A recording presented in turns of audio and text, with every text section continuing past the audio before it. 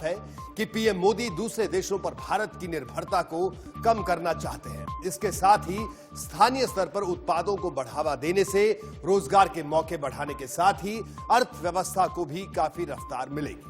इसके साथ ही इस मुहिम से चीन को भी भारी झटका लगेगा, क्योंकि ऐसी स्थिति में देश के बाजारों में चीन के उत्पादों की खपत काफी घट जाएगी। इससे साफ है कि मोदी कोरोना संकट के इस काल में चीन को भारी झटका देने की तैयारी में जुटे हैं।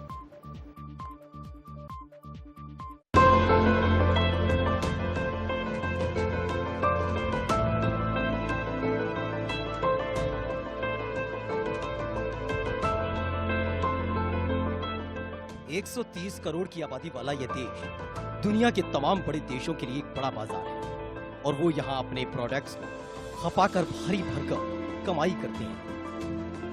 सोचिए अगर वो सारी कमाई भारत की कंपनियों को मिले तो देश की इकोनॉमी के लिए जो 5 ट्रिलियन का ख्वाब देखा गया है उसे साकार होने से कोई नहीं रोक सकता।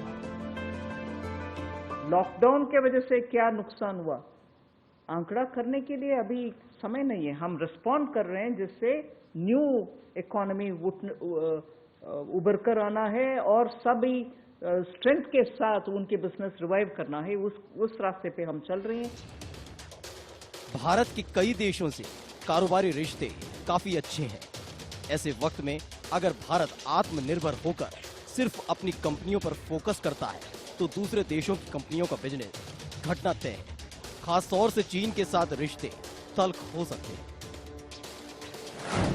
मौजूदा वक्त में भारत चीन को मुख्य रूप से कपास, तांबा, हीरा और अन्य प्राकृतिक रत्नों का निर्यात करता है, जबकि चीन भारत को मशीनरी, टेलीकॉम उपकरण, बिजली से जुड़े उपकरण, जैविक रसायन और खाद का निर्यात करता है। इस कारोबार में चीन को भारत से कई गुना ज्यादा फायदा हो रहा है। भारत और चीन के बीच कारोबार में किस तरह बढ़ोतरी हुई है, इसका अंदाजा इस बात से लगाया जा सकता है कि इस सदी की शुरुआत यानी साल 2000 में दोनों देशों के बीच कारोबार केवल 3 अरब डॉलर का था, जो 2008 में बढ़कर 51.8 अरब डॉलर का हो गया है। इस तरह चीन अमेरिका की जगह लेकर भारत का सबसे बड़ा कारोबारी साझेदार बन गया।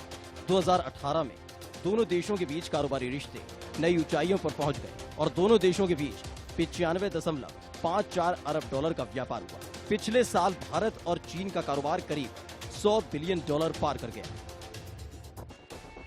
भारत और चीन के कारोबार में इतनी जबरदस्त बढ़ोतरी के बीच एक और तथ्य को समझना बेहद जरूरी है।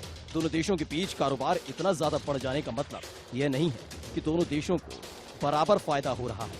दरअसल इस कारोबार की मोटी कमाई चीन के हिस्से में जा रही है। साल 2018 में भारत और चीन के बीच 95.54 अरब डॉलर का जो कारोबार हुआ, उसमें भारत ने सिर्फ 18.84 अरब डॉलर का ही निर्यात किया।